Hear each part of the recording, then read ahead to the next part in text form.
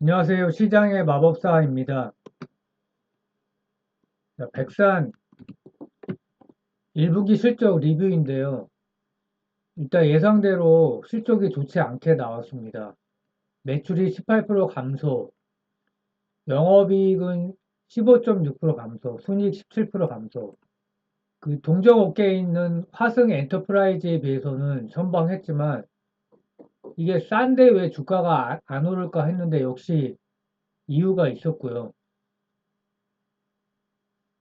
합성 피혁이 쪽을 보면 이렇게 사업 부문별로 보면 6.1% 매출이 감소했고 의류가 최신 물산인가요? 35%나 매출이 빠졌습니다. 그러니까 이게 그 백산이 처음에 이제 저도 PER이 참 낮네 이렇게 생각을 했었는데 요즘 주식시장은 이제 똑똑해서 그 저포주가 싸다고 이렇게 올리질 않거든요. 그 시장이 종목 차별화가 되는 추세는 미국 시장도 비슷하긴 합니다. 그래서 제일 중요한 게 매출이 성장이 일어나느냐인데 이렇게 의류가 턴어라운드 했다가 이 경기 침체 직격탄이죠. 그러니까 이렇게 매출이 왔다 갔다 하니까 PER을 높게 받을 수가 없는 거죠. 반도체도 사실 그렇죠. 뭐 반도체하고 비교할 수 없는 사업이긴 한데 반도체도 그 커머노티처럼 지금 이제 현대인의 생활에 꼭 필수 이렇게 상품인데, 그래도 이제 주가가 그 어떤 업황의 진폭이 굉장히 크기 때문에 반도체도 이제 주가가 디램 업체는 특히 이제 굉장히 컸죠. 마찬가지고요. 특히 이제 신발 회사의 실적이 부진했다. 뭐 나이키만 그런 건 아니고요. 그래서 경기 침체가 확실히 영향이 있고요. 그러니까 오히려 이제 빅테크가 경기 침체에 영향이 좀 덜한 편이고 요즘에는 AI 열풍 때문에 더 그렇죠. 이거는 약간 테마성이긴 한데 어쨌든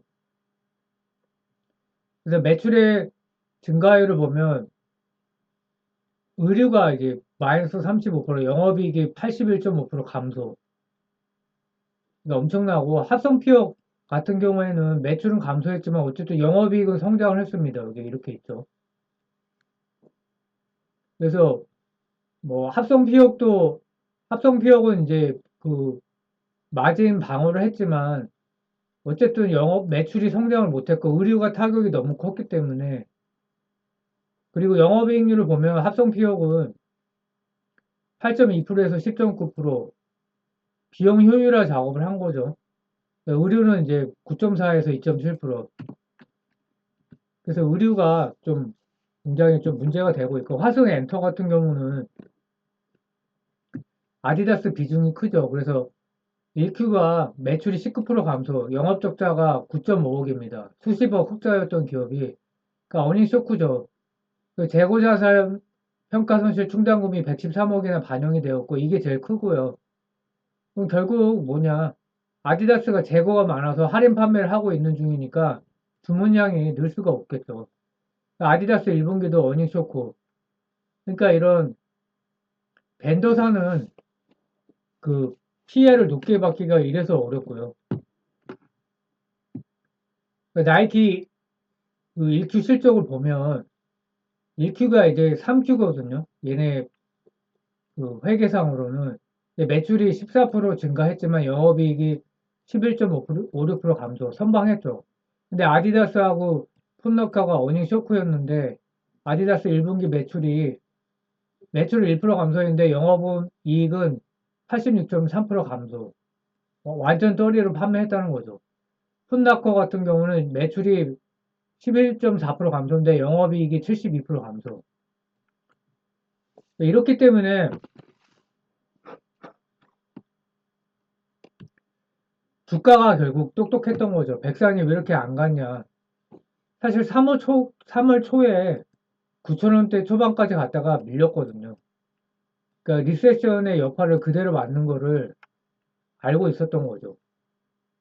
그래서 나이키 재고를 보면 작년 3분기가 정점이거든요. 회계상으로는 이제 1분기인데 작년 3분기가 9.7 빌리언으로 7.7, 8.4, 9.7까지 올라가다가 조금씩 감소하고 이번에는 더 감소했죠. 그래서 증감률이 44%로 굉장히 컸다가 그리고 작년 4분기도 굉장히 컸다. 올해 이제 1분기 이게 3Q인데요. 16%로 증감률이 많이 줄어들었죠. 그래서 백산의 결론이 뭐냐면 나이키 자체도 사실 저성장이죠. 근데 백산이 아무리 이제 저포라고 해도 실적 역성장을 하는 해에는 저포가 의미가 없다. 22년은 왜 올라갔냐? 그 최신물산이 턴어라운드를 했죠. 매출도 크게 늘면서 실적 성장으로 주가가 상승을 했다. 근데 이제 이렇게 되는 거예요. 주가가 저성장 비즈니스 구조여서 저포가 사실은 적정 가치고 매우 싼 가격에 사서 싸게 팔거나 아니면 그냥 간단히 얘기해서 실적이 좋아지면 주가도 올라가는 거죠. 그러니까 은행 같은 경우는 한국의 은행주는 매우 싼 가격에 사서 싼 가격에 파는 거죠. 초저 PBR에 매수해서 저 PBR에 매도한다. 근데 이 회사는 뭐 저포라고 사면 절대 안 되고 실적이 좋아지는가 그걸 봐야 되고 올해는 쉽지 않겠다 이런 생각이 들고요. 그래서 미국의 이 빅테크 같은 경우에 애플, 구글, 메타 과거에 실적이 부진하거나 정체되는 시기가 있었거든요. 당연히 있었겠죠. 근데 엄청난 자사주 매입 소각으로 주가를 부양을 한 거죠. 주가가 이제 하단이 확실히 지지가 되는 거죠. 최근에는 작년에 메타가 이제 뭐 굉장히 안 좋았죠, 평가가. 근데 결국은 뭐 실적이 크게 좋아진 건 아닌데 구조조정하면서 비용 절감을 하고 빅테크인데 자사주 매입 소각이 엄청났습니다. 뭐 몇십 조니까 결국 주가가 올라갔죠. 그러니까 실적이 안 좋을 때 주가 방어를 한 다음에 이제 회사가 비용 절감하고 열심히 일을 하니까 어느 순간에 실적이 좋아지는 구간이 있겠죠. 그럼 그때는 주가가 또 올라가는 겁니다. 그러니까 메타가 그랬죠. 컨센을 상회하면서 구글도 지금 한 90조 정도 자사주 매입을 한다고 발표를 했고요. 애플은 워낙 유명하니까. 그러니까 백산이 테슬라에 납품을 하는 거를 이제 증권사에서 이걸로 이제 성장 스토리를 잡았는데 좀 부족하지 않나. 2차 전지 같이 진입 장벽이 좀 높아야죠. 2차 전지 소재 특히. 소재 중에 양극재, 엔터, 그 한국 엔터의 그 진입 장벽이 굉장히 높죠. 한국처럼 이렇게 합숙 훈련 비슷하게 시키고 이런 나라가 없기 때문에 저도 참 신기한 것 같아요. 케이팝이 독보적이죠. 로봇이나 AI. 근데 이런 게 테마의 자격이 있고 우주항공 국방도 그렇고요. 근데 성장 스토리가 좀 부족하다. 매출이 팍 치고 나오면 혹시 모르겠는데 그것도 아니고 그것도 배당 성향도 낮아요. 한 자리 배당 성향이 10% 전후. 근데 주식 소각 때문에 관심을 가졌는데 주식 소각으로 결국 부족한 거죠. 추가 주주 친화 정책이 필요하고요. 그러니까 주가 방어가 뭐 어느 정도는 된다고 할 수 있는데 좀 실망스럽죠. 그래서 추가로 뭐 주식 소각을 하던가 배당 성향을 높이지 않으면 이렇게 저성장 비즈니스가 매력을 갖기는 어렵다 이렇게 판단이 되고요. CJ 같은 경우에 1Q 매출이 7.2% 증가, 영업이익은 34% 감소. 제일제당 비중이 제일 크기 때문에 제일제당이 영업이익이 42% 감소, 컨센을 하회했습니다. 원가 부담으로 특히 국내가 부진했죠. 국내는 왜 부진할까? 경기 침체 때문에 그런데 특히 이게 부동산, 한국은 가계에서 부동산 비중이 크기 때문에 부동산이 안 좋으면 원래 소비 침체가 내수 경기 안 좋은데 더 타격이 큰 거죠. 근데 해외는 또 성장을 했어요.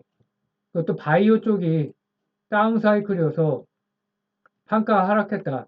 포워드 PER이 8인데 이걸 접어라고 할 수는 없고요. 또 CJ ENM 같은 경우에 영업 손실이 503억, 어닝 쇼크, 그 티빙의 컨텐츠 투자와 미국 자회사 픽스 시즌이 이렇게 400억, 400억 영업 손실 이게 컸죠. 또 광고 매출도 30% 이상 감소. 이 두 개가 컸고요. 근데 올리브영은 또 잘했어요. 1Q 매출이 42% 증가, 순이익 104% 증가. 엄청나죠. 제가 이거를 포인트로 보고 있는 거예요. 작년에 좋고 올해도 또 좋아요. 물론 올해가 피크일 수 있겠죠. 근데 뭐 그것까지 다 따지면 어렵고 오프라인 매출 성장률이 36.7%다.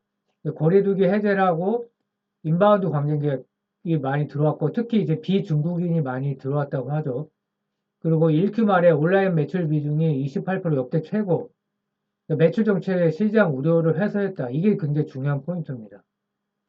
IPO에서 매출 이제 피크아웃 아니냐, 근데 온라인이 성장하지 않느냐 이렇게 근거 제시를 할 수 있는 거죠. CJ 오너 일가는 올리브영 최대한 높은 가격의 매각을 원합니다. 그래서 IPO 할 때 뭐 4조 얘기까지 나오는데 뭐 4조까지는 안 가도 기대를 하고 있고요. 근데 부정적 의견도 또 있어요. 자회사 상장이 지주회사에게 혜택으로 돌아가려면 모회사의 구주 매출 후 배당 증가, 자회사의 신주 발행을 통한 투자 확대 중 하나가 필요하다 이렇게 나왔는데 그 모회사가 올리브영 구주 매출을 하면 현금이 유입돼서 배당 확대 이런 프로세스를 이루어졌는데 그게 아니라는 거죠. CJ가 보유한 제일제당 지분율 44.5%, CJ 올리브영을 50%, 51% 보유했는데 구주 매출이 일어나겠는가. 그리고 자금 조달이 배당 성향이 높은데 설득력이 높지 않다. 맞아요. 근데 뭐 이렇게 따지면 그런 뭐 맞는 얘기인데 기본적으로 장부가가 545억인데 지금 뭐 이제 지분 가치가 51%니까 뭐 3조 정도에 이제 상장을 한다. 그러면 1.5조죠. 1.5조 좀 넘겠죠. 그러면 이 차익이 크기 때문에 그래서 저는 지분 가치가 현실화되기 때문에 좋게 보고요. 하나증권이 13만 원까지 보고 있고 DS투자증권은 좀 짜게 불렀어요. 11만 원. 내용을 보니까 상장 자회사를 50% 할인했는가 70% 할인했는가 근데 좀 과도하죠. 유한타 증권은 15만 원인데 이건 좀 너무 과도한 것 같고 그래서 공식이 영업가치 그 지주회사의 영업 가치가 있죠. 로열티와 임대료 수익 이거에다 지분가치 상장과 비상장 기업 이렇게 있죠. 또 비상장은 또 실적이 좋아요. 푸드빌과 올리브영 뭐 상장 중에 프레시도 좋죠. 이 오프닝 때문에. 근데 뭐 비중이 작으니까요. 그러니까 그 지분가치 상장 비상장의 지분가치를 50% 할인을 했습니다.